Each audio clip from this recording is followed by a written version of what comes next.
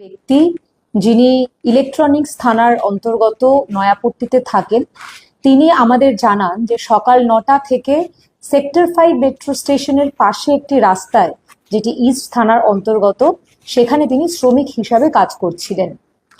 কাজ করতে করতে হঠাৎ সকাল 10টা 15 নাগাদ তিনি দেখেন যে তার 1.5 বছরের ছোট কন্যা শিশুটি, যাকে তিনি পাশে বসিয়ে রেখে কাজ করছিলেন, সেই কন্যা শিশুটিকে আর পাওয়া যাচ্ছে না।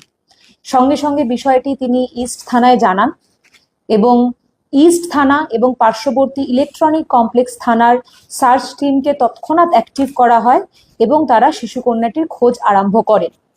নিকটবর্তী সিসিটিভি ফুটেজ দেখে আমরা দেখতে পাই যে এক ব্যক্তি সেই ছোট কন্যা শিশুটিকে তুলে নিয়ে যান এবং বিধাননগর কমিশনারেটের অন্তর্গত ডেটাবেস পর্যালোচনা করে দেখা যায় যে সেই ব্যক্তি হলেন প্রবীর বৈরাগী বলে একজন ব্যক্তি, যার পিতার নাম প্রবোধ বৈরাগী। তিনি নয়াপট্টির বাসিন্দা। বর্তমানে তিনি সুকান্তনগর বলে একটি এলাকা, যেটি কিনা বিধাননগর সাউথ থানার অন্তর্গত, সেখানে বসবাস করছিলেন।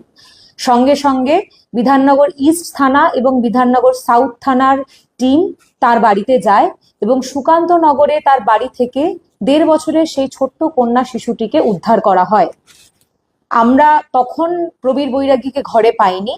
আরো গভীর তল্লাশি চালানোর পর প্রবীর বৈরাগীকেও খুঁজে পাওয়া যায়। প্রাথমিক তদন্তে যেটুকু উঠে এসেছে তাতে জানা যাচ্ছে যে এই প্রবীর বৈরাগী ছোট্ট কন্যা শিশুটির বাবা মাকে অনেকদিন আগে থেকেই চিনতেন এবং তার পুরো পরিবারকেই অনেকদিন আগে থেকেই চিনতেন।